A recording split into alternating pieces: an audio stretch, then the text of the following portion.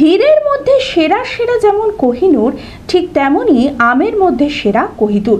নেই নবাব, নেই কোনো রাজ্যপাল, তবে নবাবের জেলা মুর্শিদাবাদে রয়ে গিয়েছে নবাবী আম কোহিতুর।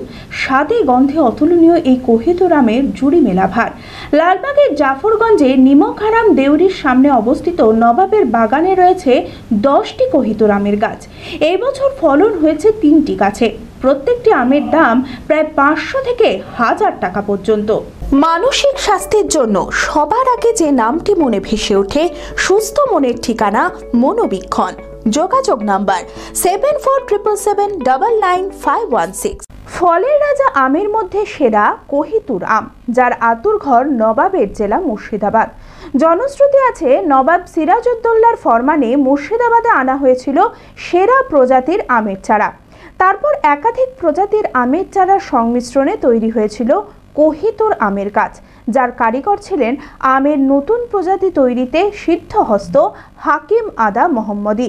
আবার কথিত আছে, মুর্শিদ কুলি খাঁ সাবেক রেঙ্গুনে গিয়ে এই আম খেয়ে স্বাদে গন্ধে মুগ্ধ হয়ে সেখান থেকে নিয়ে এসেছিলেন কোহিতুর আমের চারা, আর তার থেকেই মুর্শিদাবাদে এই আমের ফলন শুরু।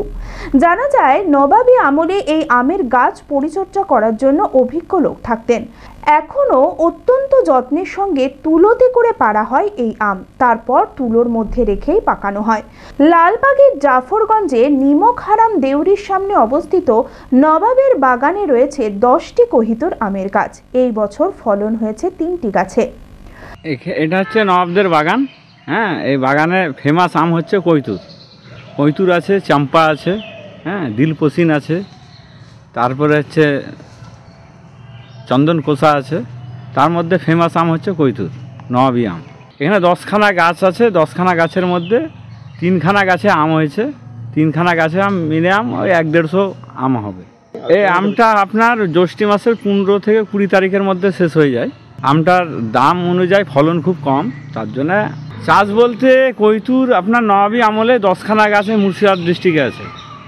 এই বাগানেই 10খানা গাছ আছে, তাছাড়া আর তো আমার চোখে তো কোনো জায়গায় পড়ে না। আরও নবাবী বাগান আছে, কিন্তু সেসব বাগানে নেই। সব মিলিয়ে প্রায় 150 আম হয়েছে। প্রতিটি আমের দাম প্রায় 500 থেকে 1000 টাকা পর্যন্ত, যা স্বাদে গন্ধে পিছনে ফেলে ল্যাংড়া, হিমসাগর, আলফানসো সবাইকে। আর বর্তমানে অ্যাপের মাধ্যমে দেশ বিদেশে পাঠানো হয় এই কোহিতুর আম। এটা ধরেন বেশিরভাগই ধরেন খুব যারা একটু পয়সাওয়ালা নর্মাল লোক খেতে পারে না, কারণ পিস হিসাবে বিক্রি, তো এতে কেজি হিসাবে আম বিক্রি করি না আমরা, আর কেজি হিসাবে বিক্রি হয় না। এতে গ্যাসও চলে না।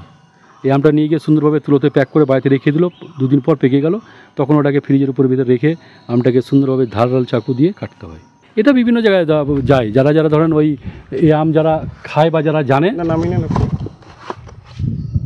যারা খায় বা যারা জানে, তাদের লোকজন যাদের এখানে আছে, ওনারাই ওদেরকে আমটা নিয়ে গিয়ে ওরা প্যাক করে অ্যাপসের মাধ্যমে তারা আমটাকে ওরা পাঠিয়ে দেয়, বাই পোস্ট করে পাঠিয়ে দেয়।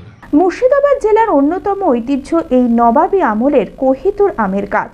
চাহিদা থাকলেও এই আমের ফলন কম হওয়ায় দাম বেশি হয় বলেই জানান মুর্শিদাবাদ জেলা ব্যবসায়ী সংগঠনের সম্পাদক স্বপন কুমার ভট্টাচার্য। কোহিতুর আমের একটা আমাদের বাংলাদেশে নামডাক আছে, পরিচিতি আছে, এবং কোহিতুর আমটা খুব নবাবদের শখের আম ছিল। কোহিতুর আমের গাছ কিন্তু বাগানে বেশি দেখা যায় না। নবাবরা যেহেতু আমের প্রতি শৌখিন ছিল, নবাবরা বিভিন্ন জাতের আম চাষ করতেন, সেরকম কোহিতুরকেও নবাবরা চাষ করতো। কোহিতুর কিন্তু গাছে ফলন কম হওয়ার কারণে ইদানিংকালে চাষিরা কিন্তু কৈতুর গাছটাকে ঠিক ব্যবসায়িক কারণে কিন্তু কৈতুর আমের চাষ করে না, মানে গাছ লাগায় না। ঠিক আছে, কোনো রাজা, কোনো ইংরেজদের কোনো বড় বড় অফিসারদেরকে নবাবরা যখন আতিথেয়তা দেখাতো, বিশেষ করে আমের সিজনে, কৈতুর আমটা কিন্তু সেই প্লেটে থাকতো। তো আমরা দেখি যে এটা যেহেতু নবাবী আমলের আম এবং নবাবদের খুব প্রিয় আম ছিল এটা, ফলে এই নবাবের এই সময়ে এই নবাবদের এই আমটার খোঁজে মানুষে আসে, এবং যেহেতু চাহিদা বেশি থাকার কারণে এবং ফলন কম হওয়ার কারণে এর আমের দামটাও একটু বেশি। পরে আমরা শুনেছি কলকাতার মার্কেটে কহিতুর আম 500 টাকাতেও বিক্রি হয়, 200 টাকাতেও বিক্রি হয় পার পিস। আমি আমার ফেভারিট, আমার মতো আর কেউ। চঞ্চলতা তার কথায় কথায় জীবনে মিশে রঙ ভরায়, চুপি সারে মনে সে সাদে সবাইকে পাগল করে, পাগল করে। আমারই মতো আমার নিচের পতাকা। पताका चा गजब का स्वाद।